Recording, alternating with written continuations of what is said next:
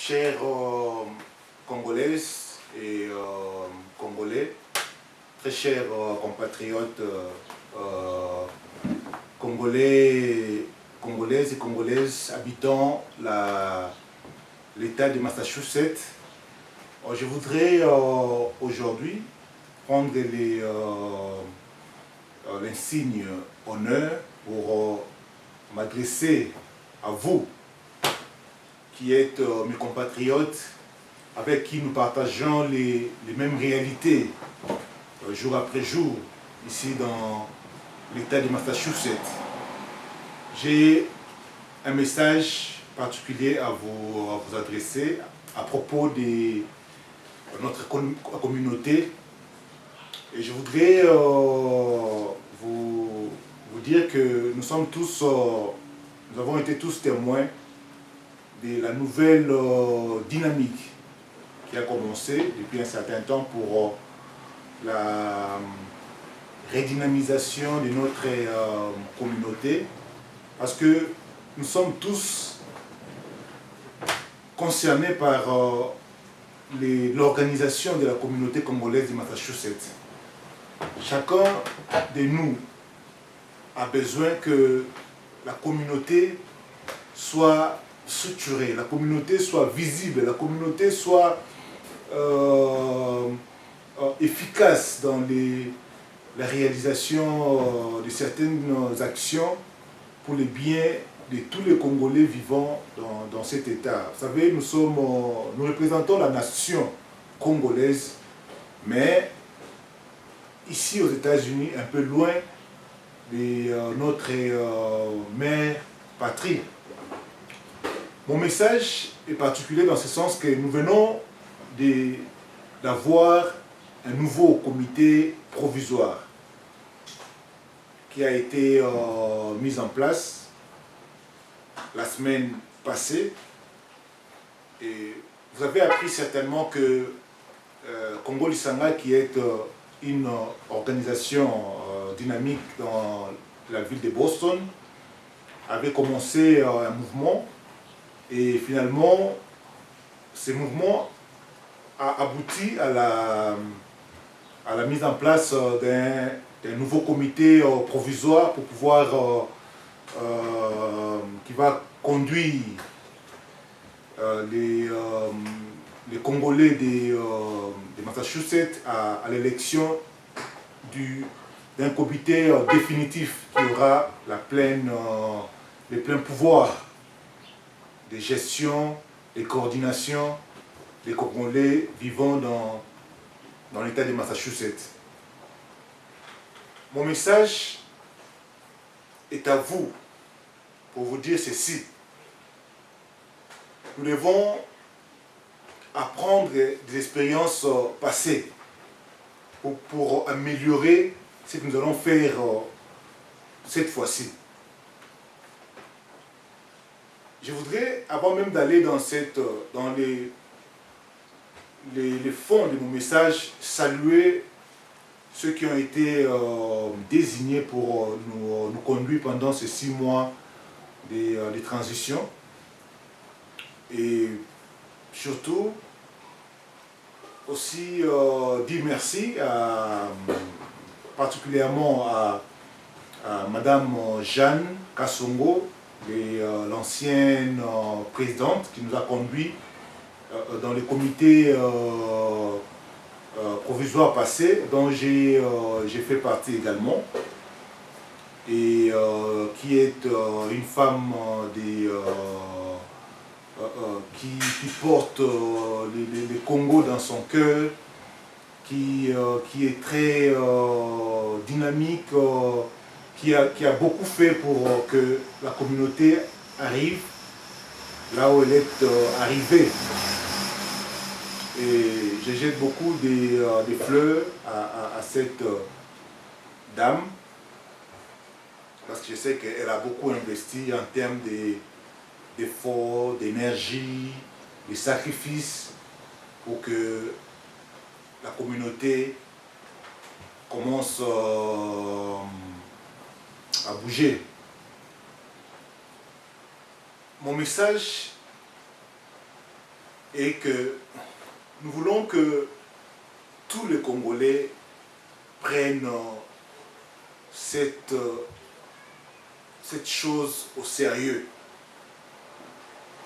Vous savez, moi je vis dans cet état depuis un certain temps et j'ai trouvé que beaucoup de Congolais sont un peu éloignés du besoin de l'organisation de la communauté.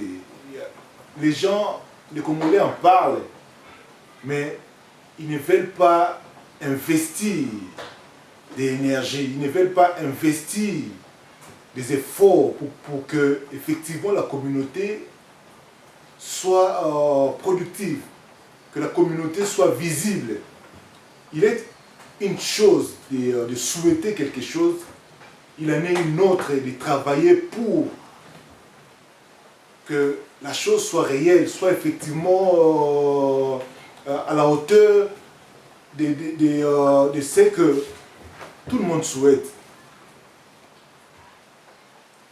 Si la communauté, le comité provisoire passé a été bloqué, n'a pas pu aller jusqu'au bout de son mandat, c'est simplement parce que les Congolais n'y ont pas investi de leur temps, n'y ont pas investi de leur énergie pour que l'expérience passée aboutisse.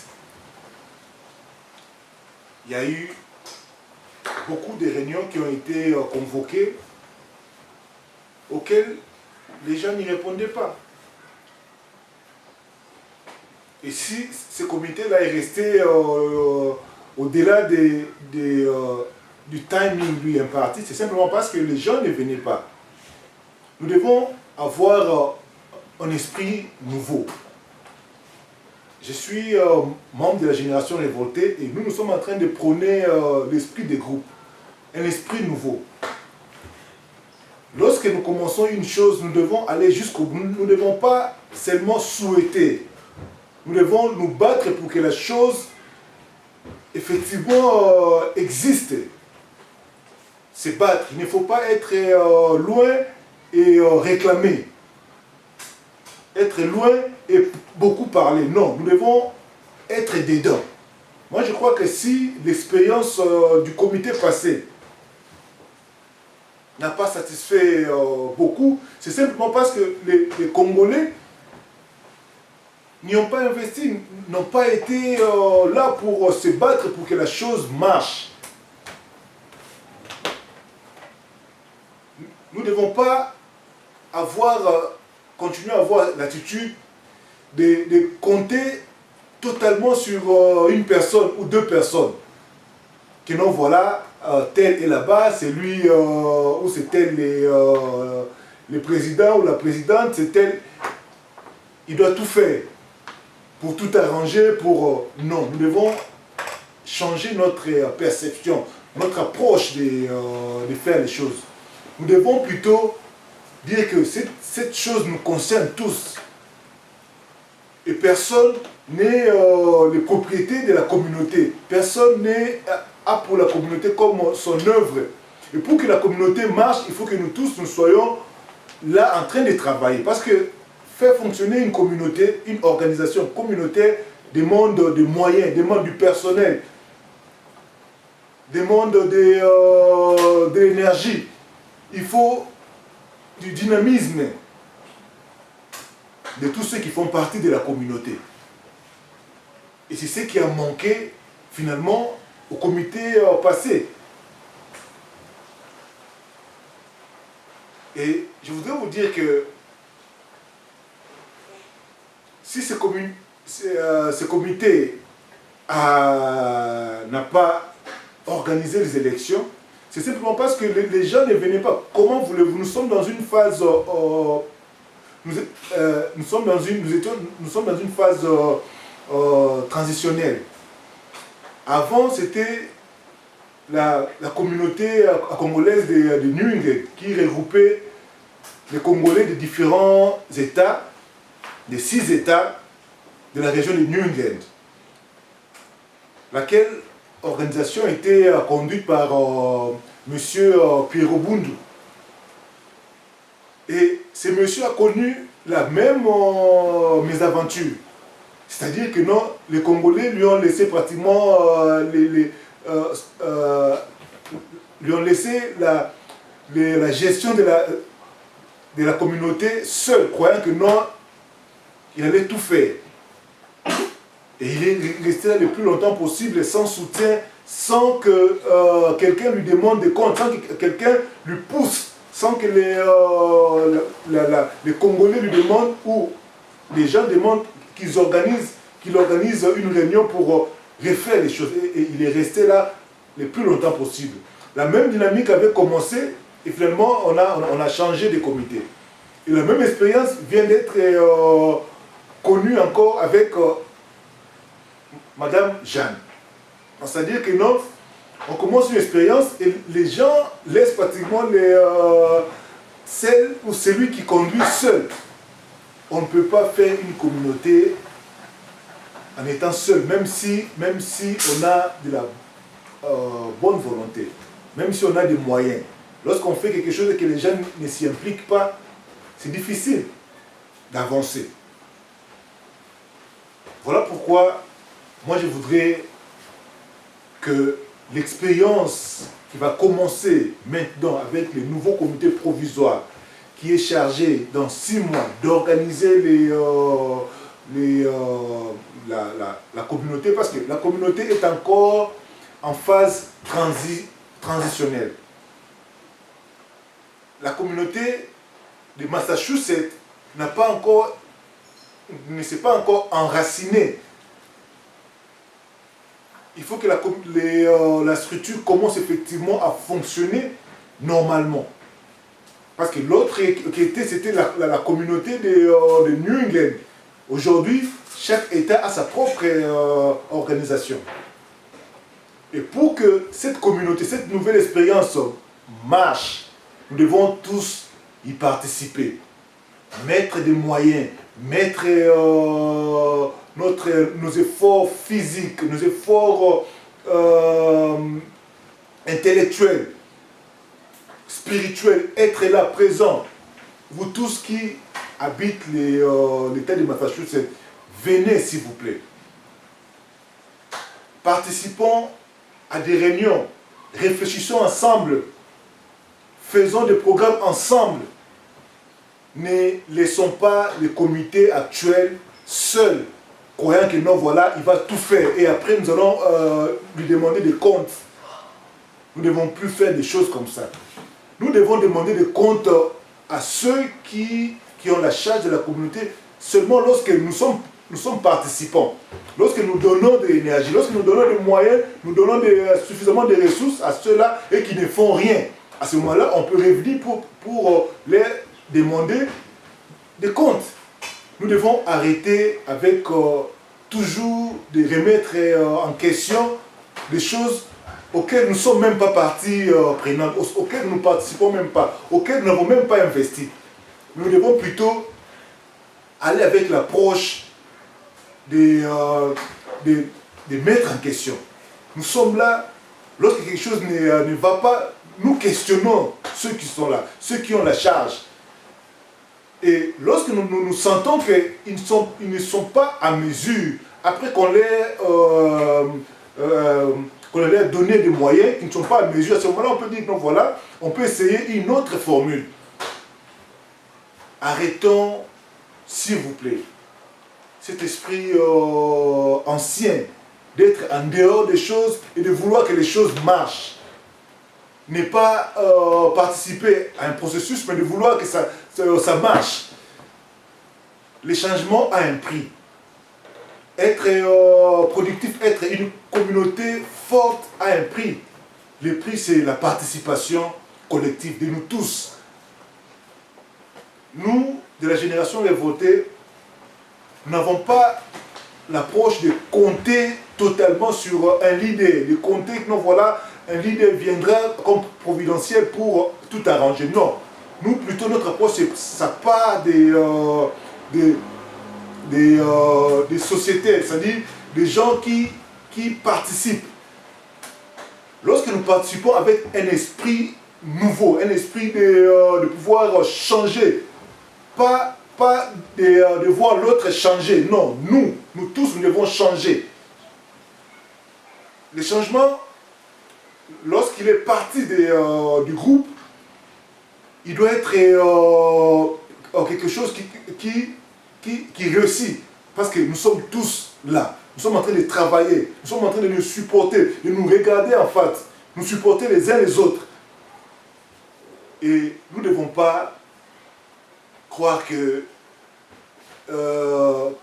seulement une personne peut tout réussir. C'est vrai, le leader a le rôle de pouvoir conduire, de pouvoir donner une direction.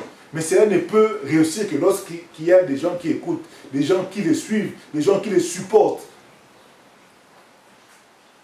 Et je voudrais vous appeler Congolais de Boston, Congolais de Massachusetts, de vous engager. Que lorsqu'il y a des activités de la communauté congolaise, qui est une organisation apolitique, qui ne fait pas des différences, des tendances entre les Congolais, nous devons être là. Et que cette expérience soit la dernière transition pour faire aboutir à une organisation qui va faire de grandes choses. Ici, nous voulons recevoir les Congolais qui arrivent, les nouveaux venus. Nous voulons les encadrer, nous voulons leur montrer ce qu'il faut faire dans ces pays où il y a beaucoup de choses qui sont très compliquées, très difficiles. Si quelqu'un vient ici et qui n'est pas bien orienté, il va rester là le plus longtemps possible dans les petits jobs, dans les choses peut-être qui ne vont pas l'aider à pouvoir effectivement intégrer la société et dans une certaine mesure avoir aussi un regard sur ce qui se passe dans notre pays. Voilà pourquoi, de tout mon cœur, en tant que révolté congolais, je voudrais que cette fois-ci, ça soit un défi. Que les amis de Congo Lisanga,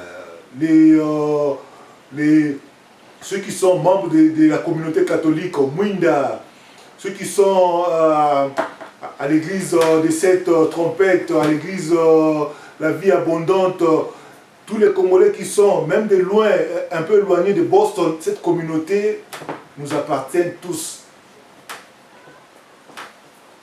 Venons participer et surtout contribuons, donnons à ceux qui sont là les moyens nécessaires pour nous conduire vers une communauté visible dans cet état, une communauté qui fait de grandes choses et que nous soyons comptés parmi les grandes communautés de cet état et jouer un rôle non seulement ici mais aussi en faveur de notre nation qui a beaucoup de souffrances.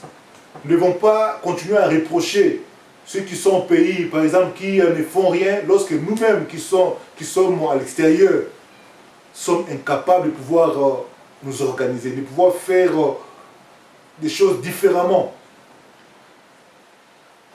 Voilà, en fait, le message que j'avais à partager avec vous tous qui vivez dans cet état. Je suis votre frère et je voudrais que nous participions tous à cela. Merci beaucoup pour votre attention et que nous allons nous retrouver dans les réunions de la communauté, nous allons nous retrouver dans les activités de la communauté pour que cette fois-ci tout marche comme sur des roulettes.